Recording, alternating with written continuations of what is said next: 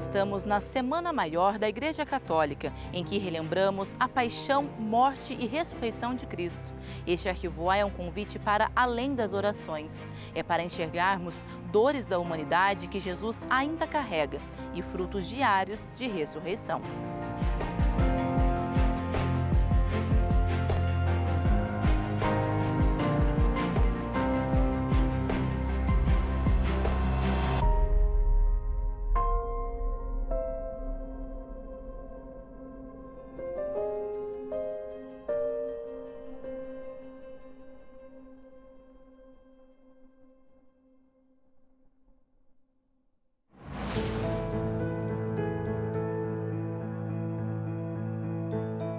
Somos milhões, cada um com uma história, desafios e recomeços. A Semana Santa nos aproxima dos mistérios da redenção humana. Para nós cristãos é um período de grande oportunidade de conversão. É o tempo da Quaresma, Semana Santa, tudo para culminar no grande dia da Páscoa, na grande noite da passagem de Nosso Senhor que ressuscita e que nos dá nova vida. Para nós cristãos é muito caro viver esse tempo de Quaresma e o tempo da Semana Santa, onde a gente pode novamente voltar ao Senhor e fazer uma meditação sobre a nossa vida, o nosso cotidiano, como nós estamos vivendo, as nossas mazelas, as nossas chagas, passar a dor de Jesus, mas também vivendo as nossas dores, porque nós somos humanos e nós sofremos. Uma figura deitada em um banco de praça, envolta em um cobertor, deixa espaço no canto para quem quiser se sentar. Quem faz isso reconhece o homem pelas chagas nos pés. Ali vive um olhar sobre Jesus. A escultura Jesus Mendigo, presente em mais de 100 cidades do mundo, faz refletir sobre a fala do Salvador. Se derem de comer aos famintos e socorrerem os necessitados, a luz da minha salvação brilhará.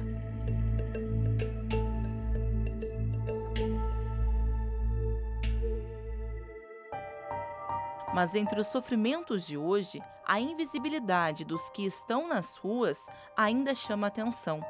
Homens e mulheres que encaram fome, frio e rejeição, vivendo a indiferença da sociedade. De 2023 a 2024, o número de pessoas vivendo em situação de rua no Brasil cresceu aproximadamente 25%. Até dezembro, eram cerca de 328 mil pessoas. Meu nome é Ricardo Alexandre Teixeira, tenho 50 anos, estou na rua há uns 10 anos já. Meu nome é Nicolas Henrique da Silva Ravache, tenho 30 anos e tenho 1 ano e 2 meses em situação de rua. Meu nome é Cleiton Marques de Oliveira, tenho 42 anos, entre idas e voltas tem 9 anos que eu estou na rua. Meu nome é Mike Aparecido Fernandes, eu nasci dia 12 de 10 de outubro de 88 e eu estou na rua faz uns 20 anos. Meu nome é Framel Santos Lima, estou na situação de rua há 8 anos. Tudo que eu faço, trabalho, tudo não dá certo e tudo vai água abaixo e eu estou nessa situação, entendeu? Cada momento o vício, né? Ter fé também, né? Que um dia isso vai mudar, não é? Com certeza, Com certeza, em nome de Jesus. A força de Deus. É a esperança, Esperança que acompanha vidas como a do Ricardo. Dos seus 59 anos de idade, ao menos 15 foram vivendo nas ruas de São Paulo. Uma história que começou com a separação dos pais quando ele tinha apenas 8 anos. Com o tempo, minha mãe conheceu um homem e foi morar com ele. E aí minha mãe pegou esses meus irmãos, os 3, foram morar com ela. Só voltou eu. Aí depois ela foi e buscou eu para morar com eles também. Só que o marido dela não gostou de mim. Aí ela pediu para escolher, ou entre eu ou ele. E a minha mãe escolheu ele. E aí, você tão pequeno ainda, né, Ricardo? O que você conheceu da vida ali na rua? Na rua eu aprendi a sobreviver. Eu aprendi a me defender. Na rua eu conheci primeiramente, hoje em dia tem um crack, mas na época a gente usava cola de sapateiro, esmalte, esmalte, cometia pequenos furtos, né? Essa foi minha vida até eu completar uns 14 anos. E aí minha vida foi assim, altos e baixos, né? Eu me envolvi com crack, fui ficar na Cracolândia, morei na Cracolândia bastante tempo. Eu ficava muito tempo sem tomar um banho, sem fazer minha barba, sem cortar meu cabelo. A minha roupa ficava imunda, as unhas. Não tô limpa não, mas ela é mais suja que isso aqui. Né? Eu andava sujo, maltrapilho, né? Eu aprendi a beber muito, hoje em dia tem esse tal de gorote. Antigamente eu tomava álcool de combustível, já senti frio, já senti fome, já senti vontade de tomar banho, já senti saudade da família, já senti vontade de ter uma casa, de ter uma cama, de ter uma coberta, de ter um abraço, de ter um amigo. Eu já tive vontade. Quem está do lado de fora da sociedade, né, as pessoas veem a gente ali como se fosse um invisível. Né? Passa pela gente, mas uns passam com medo de ser roubado, outros passam com medo porque morou na rua de caladão. Mas nem todo mundo está sentado na calçada está roubando. Nem todo mundo está sentado na calçada está assaltando. Nem todo mundo está sentado na calçada é ladrão.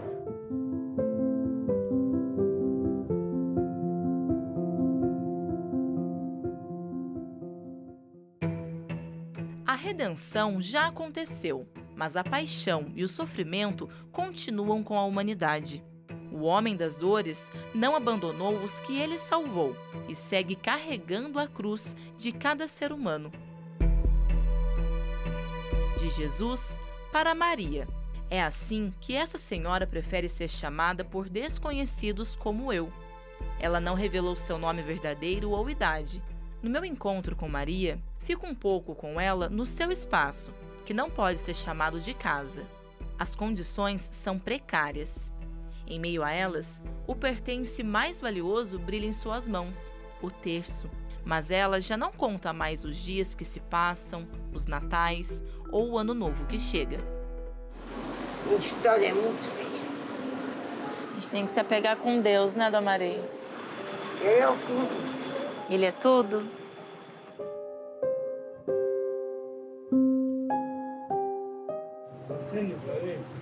Bom dia, meu amigo. Pode acender o cigarro pra ele? Vai acender pro senhor?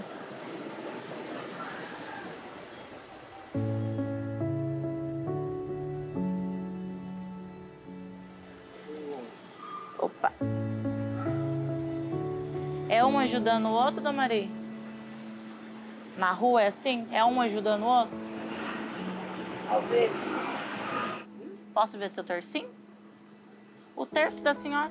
Ah, não. Não? Esse é especial? É uma lembrança da senhora?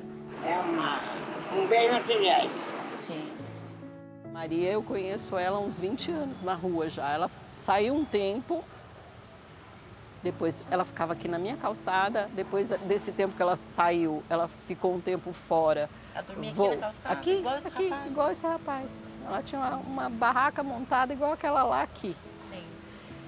Ela não aceita ajuda, ela não aceita comida, ela não aceita nada. Já passei, às vezes passo com fruta, ofereço, ela não quer. E a situação dela é gravíssima e ninguém vê isso, né? Nós, como franciscanos, enxergamos nesses irmãos que têm os seus direitos violados o próprio Cristo pobre crucificado. Isso é muito interessante e nesse momento da Semana Santa se faz muito carne para nós franciscanos esse período, esse tempo de via sacra, essa fraternidade tão evocada por nosso Senhor Jesus Cristo. Nós somos irmãos, nem que a gente não queira, né? Tem que ser amigo, a hora que precisar, prontamente, que você não sabe o dia da manhã, né? Se você vai precisar, seja lá quem for.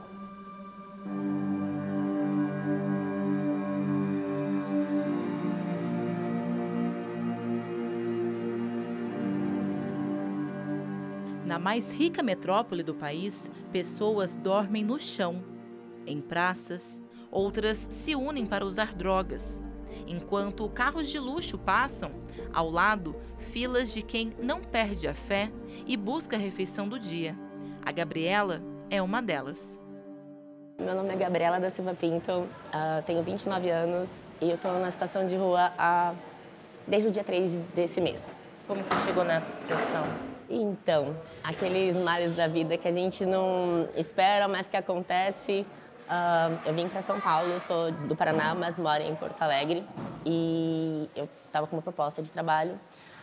Fiquei 2 meses na confiança de que um trabalho ia acontecer. Não aconteceu, gastei o dinheiro que tinha para estar aqui, na esperança de que ele ainda ia acontecer. E eu comecei a passar por uns momentos de, acho que burnout, junto com estresse, junto com tentando entender internamente o que estava acontecendo, se era espiritual ou se era emocional. E aí eu acredito que seja tudo. E aí eu me vi numa situação de não ter dinheiro. Aconteceu o caso de que fui roubada. Não consegui também voltar para onde eu estava, porque era um hotel. Fiquei 3 dias na rua até conseguir encontrar um abrigo onde eu estava, onde eu estou agora. Como que você se encontrou? Como você foi acolhida também? Muito bem. Porque acredito que é um medo, né? Essa insegurança. Acho que a fome, na verdade, nem foi um medo, porque acho que o momento, na hora, eu não consegui pensar nossa, não tenho onde dormir, eu só pensava onde eu vou comer. A fome falava muito mais alto e depois vinha para onde eu vou ficar, mas a fome acho que falou mais alto, porque onde eu ficaria no terminal eu ficava, mas ia comer no terminal, ninguém dava. E fiquei 2 para 3 dias nessa situação até encontrar uma outra casa que era o que eu estava ficando ali pela Sé. E logo em seguinte conheci aqui, 2 dias depois. Além da fome, que é o principal, como você colocou, né? Sim. O que mais dói numa pessoa que está nessa situação? Que você ficou esses dias, está nesse julgamento. Porque o julgamento em si dos outros não, mas o nosso julgamento mesmo, porque a gente começa a desinvalidar nós mesmos, porque aí a gente entra na questão de que não ajudam a gente, mas aí entra também na questão de eu entender que tem que entender que eles também vão entender que é outra coisa, porque eu também me coloco no lugar e eu acho que eu pensaria também, e não é. Então hoje, com essa experiência, eu consegui entender que, caramba, tem outras pessoas igual a mim e não tá em situações que a maioria pensa ou julga. Dói muito se julgar mesmo, porque aí a gente dá abertura para os outros. E aí é muito difícil o caminho e o percurso de voltar. É por isso que aqui é muito importante. Gratidão. E te ajudou muito. Eu não quero chorar, porque isso é bonito. Porque aí a gente consegue ver o quanto a gente é forte, vendo outras pessoas fortes ajudando a gente no lugar de que é difícil para eles aqui também. Eles estão aqui. Então, eu renunciar ao choro agora é mostrar que somos fortes todos juntos. É tão engraçado, porque é ver a minha história na deles de uma forma que eu não veria antes. E aí encontrar humildade de também me entender. E também entender tá tudo bem. Tem gente aqui, eu tô bem também, tem pessoas na minha situação, ainda tem solução, porque tem pessoas também que entendeu já o sistema, tá me entendendo, se entendeu também. E aí dá um alívio e dá esperança. Essa é a palavra, é esperança. Esperança. E o que você quer? O que você almeja? O que você pensa, né? Não perder a esperança agora. Porque por agora eu me sinto segura e acolhida. Não tenho fome nem medo. Então aí a esperança fica mais forte. Por exemplo, para estar dando essa entrevista agora, eu jamais daria em outro momento, porque eu me julgaria, me culparia, teria vergonha. Mas agora eu não tenho vergonha, porque eu amo a minha história. E amo a história deles, delas, dessas pessoas que estão aqui também. Porque é a minha também. E eu conheço profundamente.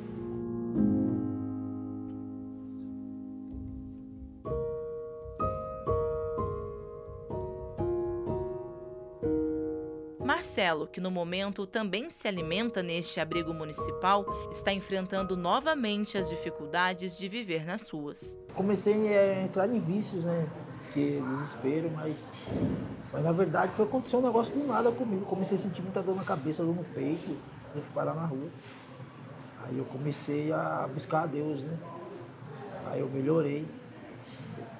E como que foi esse momento, quando você, pela primeira vez, então, foi desesperado, você foi para a situação porque eu chorava, porque eu tinha uma vida boa, eu morava numa casa boa, tinha carro, tinha moto, essas coisas, tinha uma posição boa. Na época eu trabalhava para C&A, eu tinha roupa para C&A.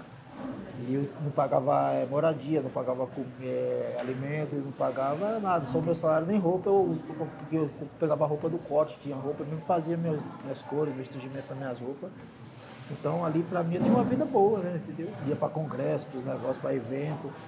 E ali foi como se fosse um baque pra mim, né? Que aí você perdeu tudo. Perdi tudo. Aí eu fiquei desesperado, chorava muito na rua. Eu não queria nem comer, nem beber, nada. Eu comi, só bebia água, eu sentia muita dor, minha cabeça deu no peito. O que me salvou foi o biscadeiro.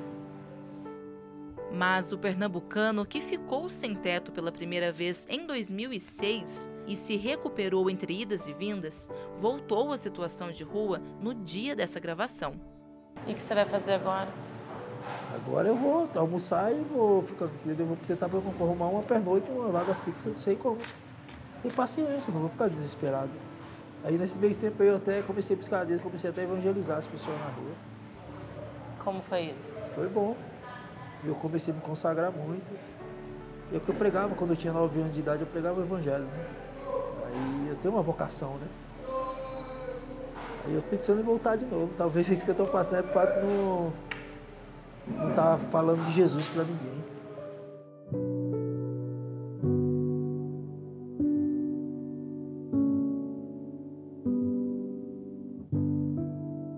Não vamos desistir do mundo. Não vamos entrar no pessimismo de que o homem não serve. Sim, nós temos jeito. A humanidade tem jeito. A solidariedade persiste, resiste num lindo girassol que é a igreja que se abre novamente nesse domingo de Páscoa e que convida todo mundo. Eu vim para que todos tenham vida e vida em abundância.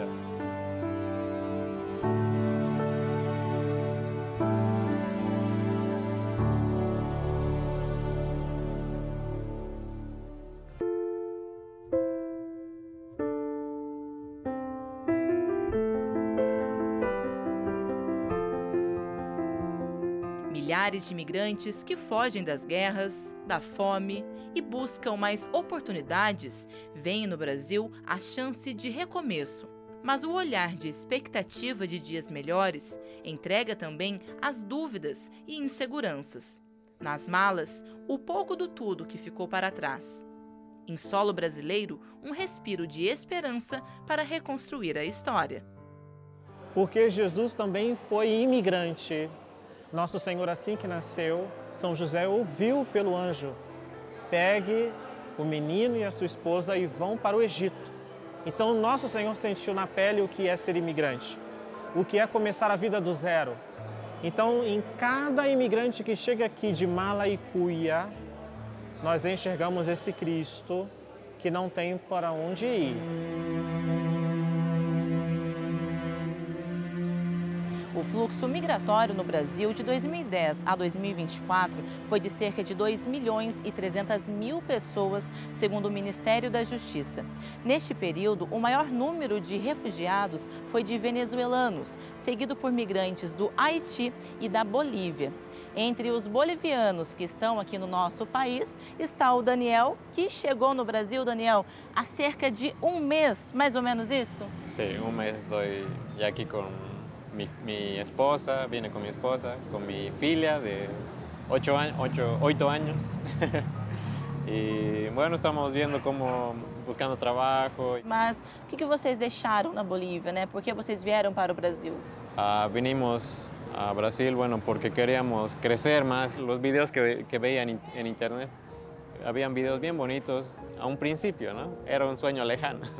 Você falou que era um sonho, talvez um pouco mais distante, vocês virem para cá, para o Brasil, mas como que foi assim, essa conversa de vocês? Vamos para lá. Quanto tempo durou para vocês virem, né? Porque acredito que para economizar, né, para ter uma renda para vir também. Já conheciam alguém aqui no Brasil para ajudar um pouco, né, nessa vinda ou não? Teve dificuldades nessa parte também? Não, nosotros vendimos todo. Lo vendimos todo y... Venderam tudo que tinha. Nos lanzamos al agua sin saber nadar. Y bueno, más bien hemos tenido suerte, hemos caído en un bonito lugar, muy bonito lugar. É muito diferente? Súper diferente. Por quê? O que é mais diferente? aquí es gigante, es enorme. Yo soy de Cochabamba. Es como solo el centro de Sao Paulo, solo el centro. Digamos, Liberdade, e isso é todo. É todo Cochabamba. O Daniel veio com a esposa, a pequena Luna e o bebê, que se for menino, será Ayrton, em homenagem a Ayrton Senna. Eles foram acolhidos na Casa do Migrante, abrigo da Missão Paz. Daniel está estudando português para auxiliá-lo no novo emprego, já que o foco é o sustento e crescimento da família. Por enquanto, casas temporárias separadas. 3 vezes por semana, 2 vezes por semana. Y en eso hemos quedado, en vernos. Estamos bien extrañándonos, ¿no? Éramos una familia allá en Bolivia bien unida. Sí, ha sido un golpe fuerte, pero es algo necesario por su seguridad y bienestar, ¿no? Porque está embarazada. E minha hija está num bonito colégio também. O que você quer para sua família? Qual é o seu sonho, o que desejam, né? Construir aqui no Brasil? Nuestro sueño, más que todo, yo creo harto en mi esposa. No es porque sea su pareja, ¿no? Tiene harto potencial y yo apuesto a que ella puede venir aquí a aprender muchas cosas, ¿no? Aquí hay hartos cursos que valen la pena. Ahí en Bolivia no se puede encontrar. Todo es casi por Zoom. Ella quiere mirar de cerca siempre cómo se les trata a los niños, cómo se les educa, cómo es la dinámica de un curso a otro y aprender eso. Y una vez que aprenda eso, yo la voy a seguir ayudando, ¿no? Apoyando. Dados da Federação do Comércio de Bens, Serviços e Turismo do Estado de São Paulo, com base no CAGED, o Cadastro Geral de Empregados e Desempregados, mostram que no ano passado, cerca de 71 mil postos CLT foram ocupados por estrangeiros. Isso representa um aumento de 50% comparado a 2023. É o maior volume de imigrantes trabalhando formalmente em um único ano. É Jesus que bate na porta do Brasil. Posso entrar? Há lugar no seu coração para que eu possa fazer moradia também. Então, nós, como franciscanos e todos os cristãos, somos convidados a abrir a nossa porta. Talvez de uma loja para dar um emprego, talvez de um sorriso e um abraço para acolher. Aquele que já sofreu muito, que atravessou o mundo de barco para chegar aqui. E só quer uma chance, às vezes até com um bebê no ventre ou no colo, como a nossa Mãe do Céu também passou por isso ao ir ao Egito. Cruzar fronteiras também tem sido a solução de angolanos, que sofrem há quase uma década com a crise econômica. No Brasil, foi a escolha do Alberto, que chegou em São Paulo há cerca de 2 meses. Lá na Angola, eu trabalhava como operador de depósito.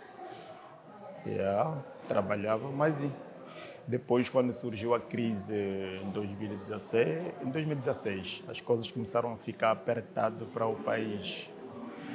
Começou a haver muito despedimento nas empresas e as coisas começaram a ficar apertadas mesmo. Muitos desempregados, inclusive eu também caí nessa leve. Até existe mesmo pessoas que estudaram, doutores, que já preferem trabalhar fora do país do que trabalhar no nosso próprio país, porque eles acham, como que eles já têm uma coisa que eles dizem, não, prefiro eu ser um escravo fora do país do que no meu próprio país, porque as coisas aqui são muito difíceis. Nós temos muitos recursos, mas infelizmente esses recursos não fazem sentido na população. Alberto deixou a esposa e 2 filhos em Angola. Eles ficaram na casa de familiares. É essa rede de apoio que ameniza o sofrimento da saudade e o medo da situação alarmante do país. Havia tempos atrás que nós não pensávamos em migrar, não pensávamos em viajar, porque nosso país era bom, nós vivíamos bem, gostávamos do nosso país. Mas hoje em dia as pessoas já sentem dor. Infelizmente estão a deixar o país cada vez está vazio. E para você chegar aqui no Brasil hoje, para você conseguir visto, não é fácil, não é qualquer coisa. Para mim sair tive a ajuda do meu pai e dos meus tios, tiveram que me ajudar na parte de valor, para mim poder conseguir vir para cá. Para juntar. Porque eu sozinho não ia conseguir mesmo. E o coração, como é que fica, Alberto? É sempre aquele coração do pai, só que estou a comer e eu me pergunto se é que eles já estão a comer, então fica assim um bocadinho apertado. Isso é triste, às vezes. Quando você está com um prato assim na mesa, será que eles já estão a comer, conseguiram qualquer coisa para comer? É complicado, mas aqui estou a comer, mas é sempre aquele coração sempre do pai, né? Pensando sempre na família. Mas graças a Deus eles estão bem, estão sempre de saúde. Temos sempre aquela possibilidade de conversarmos, sabermos como é que eles estão. A distância é o pior? Dói muito, não é fácil. Você estava acostumado a sair, tens uma rotina quando sai de casa, sabes que deixaste o pessoal e quando regressares vais encontrar todos eles. Aquele abraço, estamos sentados. O que faz mais falta é que eles estamos aqui sentados todos na mesa, né? Um pequeno almoço, jantar, todos juntos. E momento de família, né? Momento de família, sim. E aqueles momentos de passeio também. Isso faz falta. Quais são os projetos? Não, os projetos mesmo é tirá-los deles de lá mesmo. Trazê-los cá. Esse é que é os meus planos. Porque acredito que eles aqui teriam mais oportunidades. Às vezes a porta está estreita, às vezes os caminhos estão tortuosos, muitas pedras e muitos espinhos, mas elas criaram calos e conseguiram resistir. Deus só te dá uma cruz de madeira se você tiver ombro de madeira. Se você tiver ombros de chumbo, a cruz será de chumbo. Então nada que a gente não consiga suportar, porque nosso Deus nos ama e zela por nós. Além da situação econômica e social, com os reflexos na educação e saúde precária, a segurança é outro fator predominante para a imigração. Eu acho que o Brasil é que se despertou nessa parte da imigração, que eu admirei em vocês aqui, porque existem países que a polícia às vezes incomoda muito os imigrantes, mas o que faz aqui? A polícia não incomoda, porque ele sabe que o imigrante basta chegar aqui, ele é obrigado a tratar a documentação para poder viver aqui legal. E isso regularizado. Regularizado. E isso é muito bom, não é como os outros países que a polícia fica por e que tem um preconceito também muito forte, né? Isso você não passou aqui? Não passou por preconceito não, aqui? Graças a Deus não. Porque você veio em busca de oportunidade, lá estava um desemprego muito forte. O que você pretende fazer aqui agora e também para trazer a sua família? Olha, a força, a primeira coisa é da família, é que me fez deslocar aqui, para eles, que eu estou cá. E, graças a Deus, há um pouco tempo estou aqui, consegui uma vaga mesmo a partir daqui de casa, que é o auxiliar de produção, que vai ser aqui no São Bernardo de Campos. Eu acho que pela próxima semana vou começar a trabalhar e consegui, e eles me disseram mesmo, olha, nós só queremos pessoas trabalhadoras. Então, Alberto, foste aprovado. Passei pelo teste, entrevista, fui aprovado, eles gostaram. E então, eles só querem que eu me empenhe por eles. Luto, trabalho e, quem sabe, se eu souber gerir e trazer eles para cá. É um recomeço. É um recomeço, E outra coisa que eu quero dizer que, para dar um conselho para o pessoal, em qualquer parte do mundo, para quem está em Angola, Cabo Verde, Moçambique, Guiné, eu acho que esses países da língua portuguesa, dos palopes da língua portuguesa, que sei que muitos também querem vir desses países, querem também sempre emigrar. Não desistem de vossos sonhos. É se vocês acreditarem, se vocês quererem, que podem seguir um dia também estar aqui. São Paulo eu só via pela televisão, das novelas. Quando chegamos aqui, uau, estou no estado de São Paulo. Então, eu também acreditei um dia estar cá e eu estou. Então, vocês também acreditam.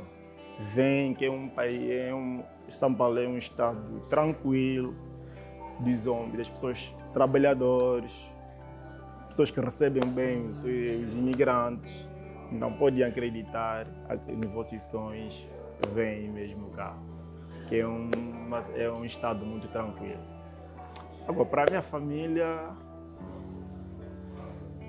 É só aguentarem. Deus sabe o momento. É como eu também esperei, acreditei estar cá, estou cá por eles. Então é só eles aguentarem, que farei de tudo para eles também poderem estar cá.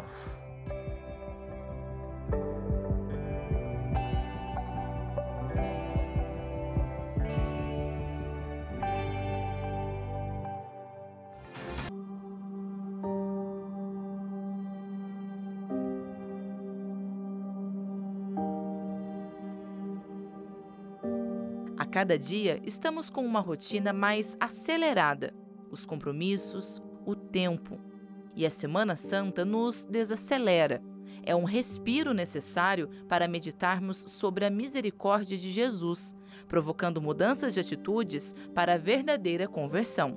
Deus é amor. Jesus é o amor encarnado. Esse é o grande evento da Páscoa. Essa é a grande notícia, a boa nova, que Jesus passou pela cruz por amor, porque o seu amor é imenso e se esparrama no nosso mundo. E esse amor explode em ressurreição. Essa ressurreição que não fica só na pessoa de nosso Senhor, mas que todos os cristãos experimentam a ressurreição em Jesus, todos os dias. Essa é a grande notícia, que nós podemos amar novamente, que Cristo nos perdoa e nos ama da maneira que nós somos. Nessa esperança que nasce junto à ressurreição de Jesus Cristo, estão N possibilidades de uma nova vida. Isso em todos os lugares. Ter um trabalho faz parte da conquista de dignidade, como na reciclagem, que cuida da casa comum com a preservação do meio ambiente e ainda transforma vidas.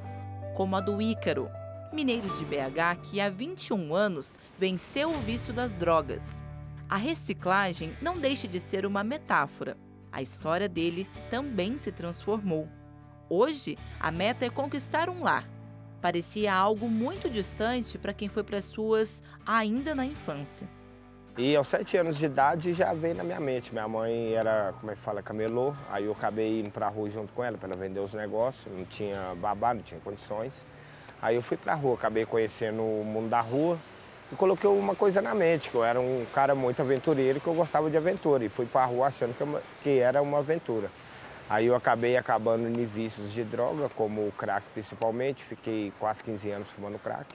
E graças a Deus já inteirou 21 anos que eu consegui parar por conta própria. Não precisei de abrigo, de ninguém, entendeu? Mas precisei do pai lá em cima, lá, que me ajudou bastante. Você passou fome também? Passei no meu começo de rua, como a gente fala, manguear, pedir, entendeu? Eu não sabia.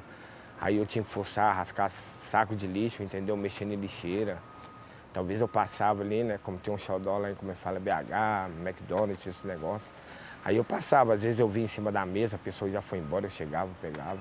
E às vezes a gente é também discriminado por uma pessoa que não deixa a gente servir uma comida porque a gente mora na rua, no estado que a gente está vestido. Eu já fui muito discriminado também por conta disso. Ah, você não vai entrar aqui porque você está de chinelo, você está assim, assado. A falta de afeto ao longo da vida foi substituída pelo orgulho dos irmãos.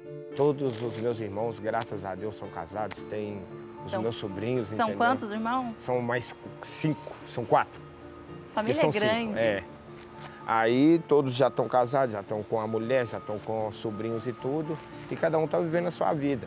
E a minha vida, sem mais sem menos, acabou, foi uma trajetória na rua e eu estou lutando para conseguir, né, minha vida totalmente como a deles. E como que está a sua vida agora, né? Ah, eu já subi um degrau, estou feliz aqui no, como eu falo, Recifrão, onde eu trabalho, onde eu ocupo mais o meu tempo para não usar droga. Quanto mais ocupação o morador de rua tiver no dia, menos horário ele vai ter para ele usar droga ou para ele beber, entendeu? Que eu acho que o álcool também é uma grande droga. Igor, ia falar de futuro. O que você meu futuro, pensa para você, para sua vida, para esse momento? E os novos momentos também, é claro. Eu no futuro, nossa senhora, eu pretendo sair daqui para um emprego fechado mesmo, entendeu? De carteira assinada. Pretendo daqui um tempo, uns 3, 4 anos, eu sair do Brasil. Tentar a vida lá em Portugal. Portugal? Portugal. Pretendo ir lá para Portugal, senão para Inglaterra. Nosso Senhor nos atrai constantemente e nos chama sempre e nos empurra para frente. Mesmo se você tropece numa pedra, preste atenção que ao tropeçar, você é lançado para a frente, nunca para trás. Então, nosso Senhor está abençoando. Somos caminheiros, viajantes neste mundo, que possamos encontrar pessoas tristes ou felizes, mas que encontrem o nosso sorriso no rosto, porque nós somos o povo da esperança.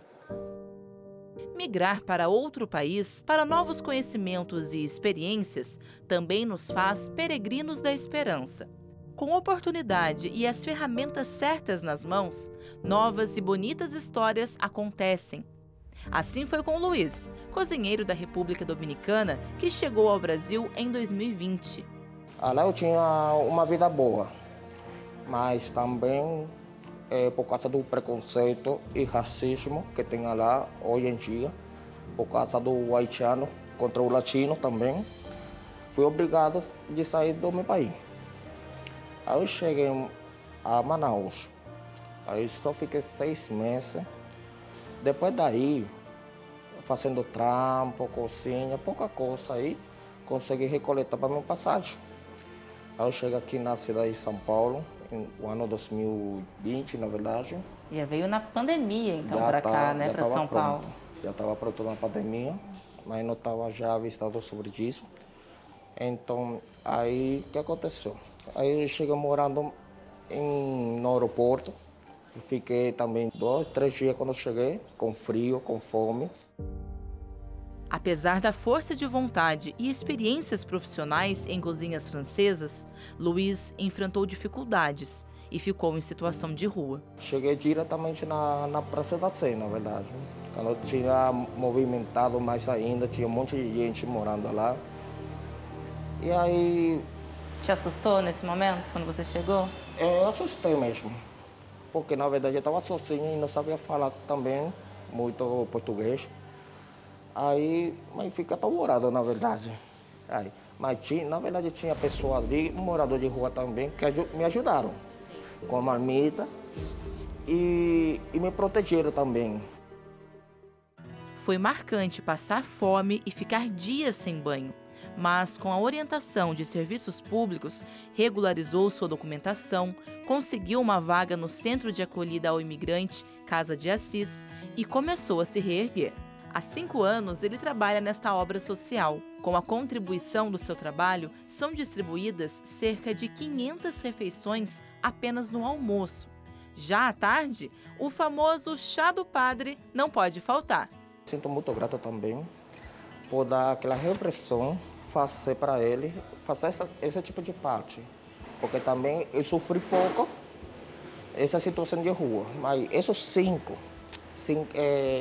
essas 7 dias, essa semana que eu fiquei na rua, para mim foi muito forte.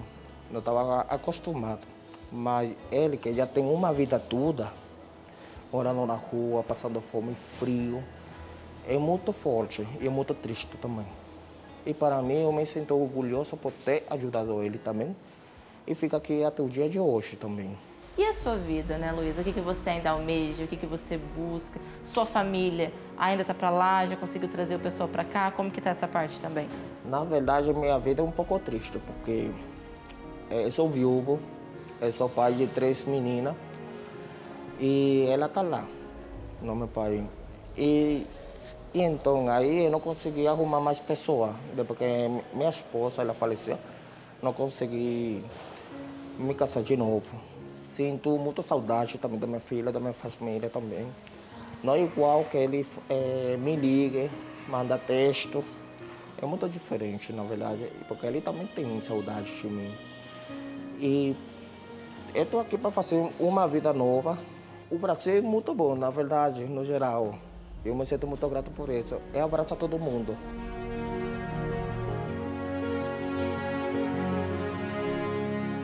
Essa fraternidade tão evocada por nosso Senhor Jesus Cristo. Em todo o seu período de missão, esse Jesus que quando via que alguém sentia frio, dava agasalho. Quando sentiam sede, dava de beber. Quantos nosso Senhor não fartou com os pães e peixes? Então esse é um grande mandato a nós cristãos. Páscoa não deve ser um momento, mas sim o permanente recomeçar, já que todos os dias há frutos de ressurreição. Das ruas às escolas, das drogas às páginas de livros, do crack ao amor e ao recomeço. Entre as histórias de superação, hoje a gente conhece um pouco da vida do Regis, que é uma ferramenta de alerta e prevenção a vários vícios, isso tanto para a juventude quanto para nós adultos também. Regis, é um prazer te conhecer e conhecer um pouco da sua história. Oi, bom dia, tudo bem? O prazer é meu estar aqui compartilhando com vocês aí um pouquinho da minha história. E claro, né, eu quero saber, falar para o pessoal também, quem que é Regis Adriano? Se você perguntasse para mim há 6 anos atrás, eu diria que é um nóia sem futuro, fracassado. Mas hoje, após 6 anos, 1 mês e uns dias que eu saí da rua, que eu deixei de fumar crack, eu falo que Regis Adriano é um cara incrível. Eu tive a oportunidade de reconstruir a minha história, de reescrever, não como ela vinha se desenrolando. Fui usuário de drogas por mais de 30 anos. Pude reescrever ela da forma como que eu queria ser. Não a de um cara que desperdiçou a vida, porque no caso o uso de droga é um desperdício da vida, né? Mas queria reescrever ela como de um cara da hora, né? Até mesmo que para que meus filhos me vejam não como um cara que errou, mas um cara que conseguiu se reerguer, apesar da dificuldade. O que te levou a essa situação, isso lá atrás? Conflitos familiares também, né? Na verdade, o problema da minha vida nunca foram as drogas, certo? Mas foi usando drogas que eu encontrei uma forma de resolver. Na verdade, não resolvia, né? Então, minha mãe, ela preocupada comigo, né? Porque a gente mudou de bairro, tem toda essa dinâmica, mudou, né? E eu encontrei novos amigos.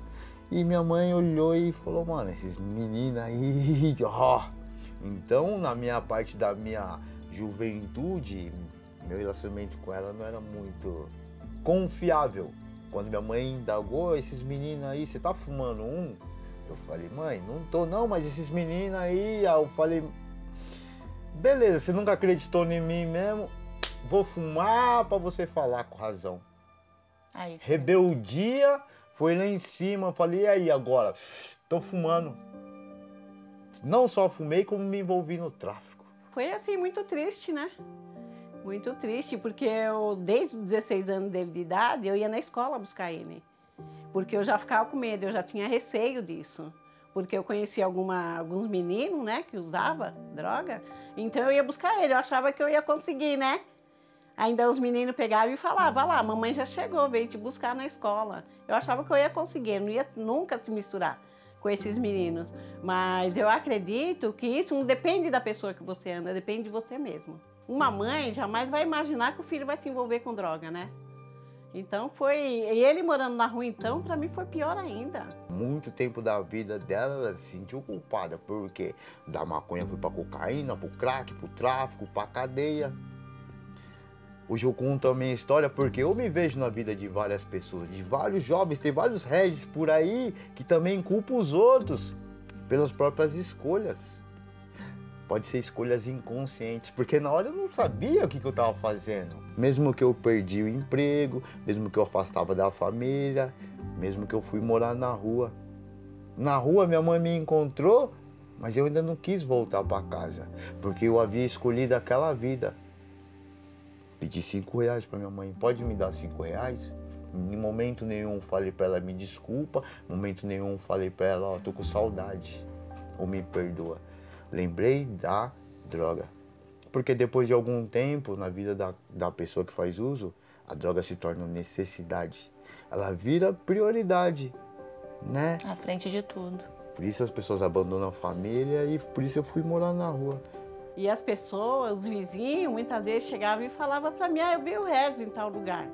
Aí eu simplesmente, no outro dia de manhã, já levantava e já ia atrás dele. Seu filho sempre foi safado. Não, foi um menino que tinha problemas. Só que ninguém viu. Só viu depois que ele começou a roubar, depois que ele começou a traficar, depois que ele foi preso. O problema dele já vinha bem antes. Sabe aquele menino que fica lá no fundo da classe que ninguém dá atenção? Aí a professora só gosta desse que senta aqui na classe, que traz na frente da sala, que traz maçã. E aquele que tá lá no cantinho, que não conversa com ninguém? Aquele ali é o que precisava ser mais amado. Não o mais abandonado. Esse cara é mó estranho. As pessoas falavam isso de mim. Eu cresci com o meu emocional arruinado. Consequentemente, eu tinha uma raiva que eu descontava no mundo. Os defeitos na minha vida sempre foram mais reforçados do que as qualidades. Por isso que é importante a gente saber quem que a gente é, senão o mundo define nós, porque eu não tenho Nike, porque eu não fiz a sobrancelha que nem todo mundo, eu sou feio, porque eu não tenho dente, ó. Eu vi que a alegria minha vinha de dentro, que eu podia sorrir sem os dentes. Tinha gente que ficava com inveja do meu sorriso. Eu coloquei os dentes agora, o doutor André que me abençoou, mas eu não tinha, eu só tinha um aqui. Mas eu sorria porque meu sorriso vinha do coração. Com essas alegrias, a recuperação e a distância das drogas. A arte presente por todos os lados se soma ao esporte para colorir e impulsionar uma nova vida.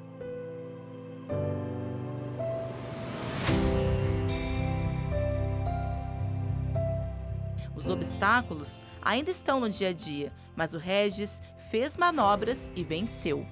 Quando eu comecei a andar de skate, era uma ladeirinha pequenininha. A primeira vez que eu subi, eu consegui ficar um pouquinho em cima do skate. Depois eu caí e quebrei o braço. Mas aqueles poucos instantes que eu fiquei em cima do skate foram emocionantes. Tão emocionantes que depois que eu tirei o gesso, eu quis ter um skate. Aquele ali não era meu. E também para mim recuperar foi muito importante lembrar de quem eu era. Não no que a droga havia me transformado. Em meio aos livros, Regis se inspirou e reescreveu sua história. São 2 livros publicados, exemplares enviados para todo o Brasil e fora do país. Aquele que vivia nas ruas virou a página e fez sua tarde de autógrafos no mesmo local onde pegava comida do lixo. Que Deus existe, que Ele tinha uma vida para mim. Não aquela que eu levava, que eu achava que era a vida. Que eu só era feliz enquanto estava com o bolso cheio de droga. Que eu só tinha companhia enquanto eu tinha dinheiro para bancar droga para os outros.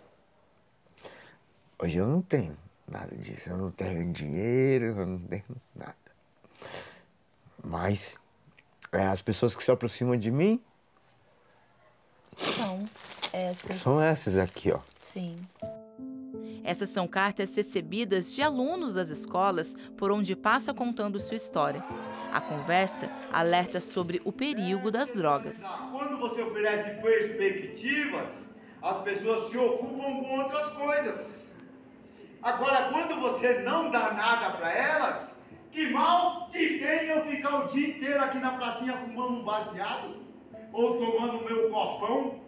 Muito obrigado pela palestra, Regis. Foi muito emocionante e inspirador. Eu sinceramente amei a tua expressividade e interpretação. Você é muito forte e irá ser lembrado pela sua incrível história de superação. Quanto que vale uma vida? As pessoas dão valor num iPhone. Tem uma página que fala Amor aos Invisíveis. A gente era invisível. Não queria que você me desse dinheiro, eu não queria que você me desse roupa. Eu queria que você falasse, oi, irmão, bom dia. Eu queria ser visto, eu queria ser lembrado, eu queria que alguém olhasse para mim e me visse. Hoje, Regis é motivo de orgulho em casa. Eu não sei assim nem descrever, sabe? Porque a emoção é muito grande, né? A emoção é muito grande pra gente. A hora que vê assim, eu voltei, né? né? Eu voltei para minha casa, não quero mais essa vida. Ainda eu pensei que ele queria ir para uma casa de recuperação, que precisava, sabe? Ele falou, não, mãe, não preciso de casa de recuperação. A minha recuperação vai ser aqui mesmo. E foi assim que aconteceu. Para a honra e glória do Senhor Jesus, ele está aí hoje, né? Ajudando muitas pessoas que precisam de ajuda, né? Que estão, né, nesse caminho ainda, né? Deus te abençoe, viu? Amém. Te amo. Tenho CNPJ, hoje eu não tinha nem RG, certo? Hoje eu tenho microempresa, tenho uma microempresa, faço palestras, faço aconselhamentos, faço mentorias. Se eu que não tinha nada consegui virar o jogo, outras pessoas também vão conseguir. Essa é a minha proposta. Quando um ser humano se eleva, a humanidade eleva junto.